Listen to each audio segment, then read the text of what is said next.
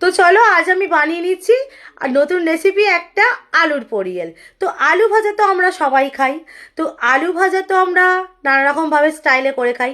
তো এই আলুর পরিয়েল সাউথ ইন্ডিয়ান স্টাইলে কে কে করেছো আর কীরকম হয় তোমরা অবশ্যই আমাকে জানিও। আর আমার রেসিপিটা দেখে তোমরা যারা বানাতে চাইছো অবশ্যই বানিয়ে নিও, আর বানিয়ে আমাকে অবশ্যই কমেন্টস করো যে রেসিপিটা কেমন হয়েছে।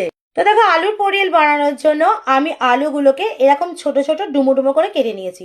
তোমরাও আলুগুলোকে এরকম ছোট ছোট ডুমো ডুমো করে কেটে ধুয়ে। তো দেখো আমি কড়াইতে জল দিয়ে দিয়েছি গরম বসাতে, এবং আলুগুলোকে আমি এবার আলুর পরিয়েল করার জন্য আলুগুলোকে আমি সেদ্ধ বসিয়ে দিচ্ছি।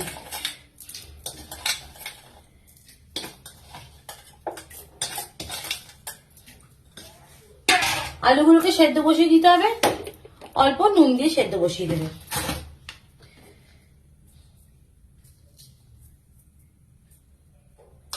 যারা মনে করবে যে হলুদ খাবে, হলুদ এতে দেয় না সত্যি বলা বলে কি, কিন্তু একদম সাদা সাদা ফ্যাটফ্যাটে দেখতে থাকবে বলে হলুদ মানে একদম এক চিমটে, এইটুকুটা এক চিমটে যাতে আলুর মধ্যে ঢুকে যায় ওই রকম দিতে পারো তোমরা।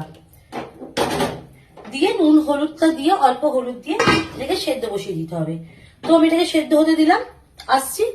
তো দেখো আলুটা সেদ্ধ বসিয়েছিলাম, আলুটা এরকম দেখে নিতে হবে খুন্তি করে কেটে অর্ধেক সেদ্ধ হয়েছে। আর তাতে এবার আমি কিছুটা কড়াইশুঁটি দিয়ে দিচ্ছি, এটা একটু অল্প সেদ্ধ হয়ে যাবে এর সাথে, খুব বেশি সেদ্ধ হবে না। আলুটা কিন্তু খুব যেন গলে না যায় সেদ্ধ করার সময়, এটা অবশ্যই লক্ষ্য রাখতে হবে যে খুব বেশি গলে যেন না যায়। তো এটা একটু অল্প এই 2-3-4 মিনিটের মতো রেখে দিয়ে একটু ভালোভাবে সেদ্ধটা বসিয়ে দিলাম দুটো একসাথে। সেদ্ধটা করার পর পরে যাচ্ছি তোমাদেরকে। এটা বানাতে বানাতে মাঝে মধ্যে একবার করে খুলে খুলে দেখে নেবে যে আলুটা কিরকম সেদ্ধটা হচ্ছে। আলুটা যেন খুব সেদ্ধ হয়ে না যায়।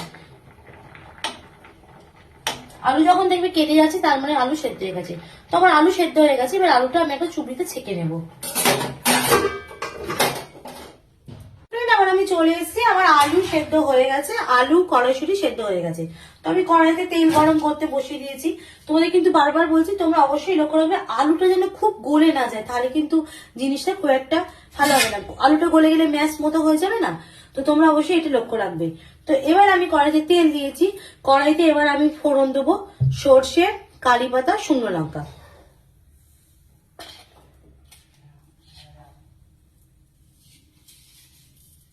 তো কড়াইতে কিছুটা সর্ষে ফোড়ন দিয়ে নিলাম।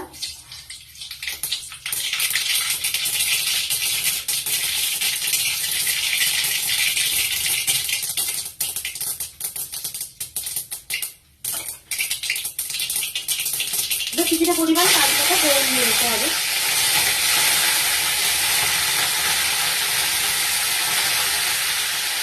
শুকনো লঙ্কা ফোড়ন দিয়ে নিলাম।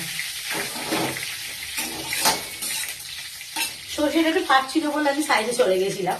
তো এবার আলু কড়াইশুঁটি যেটা সেদ্ধ ছিল সেটাকে দিয়ে নাড়তে থাকতে হবে।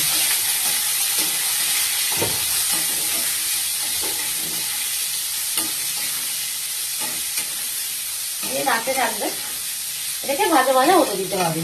তো আমার যেহেতু আগে থেকে নুন দেওয়া ছিল, নুন দিয়েই সেদ্ধ বসিয়েছিলাম, তাও নুনটা তো আমি যেহেতু জলটা গেলে ফেললাম, তার জন্য আরেকটু ওপর থেকে নুন ছড়িয়ে নিতে হবে যাতে অ্যাভারেজ নুনটা হয়ে যায়। অল্প করে নুন একটু ওপর থেকে ছড়িয়ে নেবে তোমরা, তাহলে আলুটা ভাজার সময় তো নুনটা হয়ে যাবে।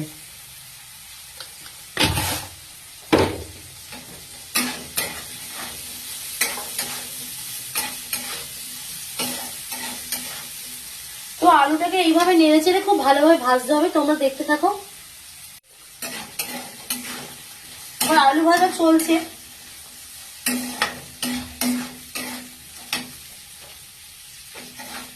গ্যাসের ফ্লেমটা লো টু মিডিয়াম রাখবে যাতে একদম না তোমার তলায় তলায় লেগে যায়, যেহেতু এটা সেদ্ধ আলু সেইভাবে রাখবে। আর একটু ভালোভাবে ভাজা ভাজাটা করবে। একটা খুব সুন্দর সেন্ট এসছে, মানে কারি পাতা সর্ষের যে একটা সেন্ট, সাউথ ইন্ডিয়ান ডিশগুলো তো একটা আলাদাই সেন্ট ছাড়ে। আর একটা মানে আলুটা যে ভাজা হচ্ছে তাকে আলাদাই সেন্ট ছাড়ছে। তো দেখো খুব সুন্দর ভাবে আমার আলুটা ভাজা হয়ে এসছে। আলুটা যখন লাল লাল হয়ে আসছে এবার এতে দিয়ে দিতে হবে সাম্বার পাউডার। তো আমি এর মধ্যে একটু সাম্বার পাউডার দিয়ে নেড়ে ছেড়ে নিচ্ছি।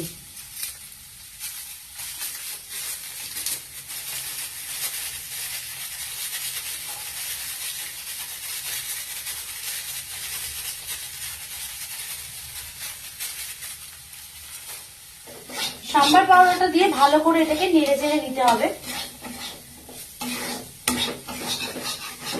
জাস্ট মার্ভেলাস একটা সেন্ট ছেড়েছে তোমার সাম্বার পাউডারটা দিতে। কারি পাতার সঙ্গে সাম্বার পাউডারের যে একটা সেন্ট না, ও জাস্ট কি বলবো। একটু সাম্বার পাউডার দিয়ে তোমরা একটু নেড়ে ছেড়ে নেবে। সাম্বার পাউডার দিয়ে ততক্ষণ নাড়বে যতক্ষণ না সাম্বার পাউডারের কাঁচা গন্ধটা কেটে যাচ্ছে। একটু না নাড়লে সাম্বার পাউডারের কাঁচা গন্ধটা থেকে যাবে। তো একটু ভালোভাবে নাড়াচাড়া করার পর তো তোমরা নামাবার আগে দিয়ে নেবে একটু টমেটো সস। আমি এর মধ্যে দিয়ে নিচ্ছি একটু টমেটো সস।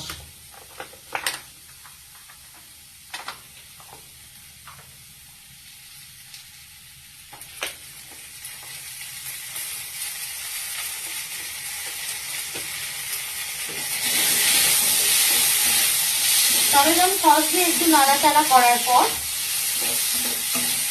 তার উপর থেকে ছড়িয়ে দিচ্ছি একটু ধনেপাতা কুচি।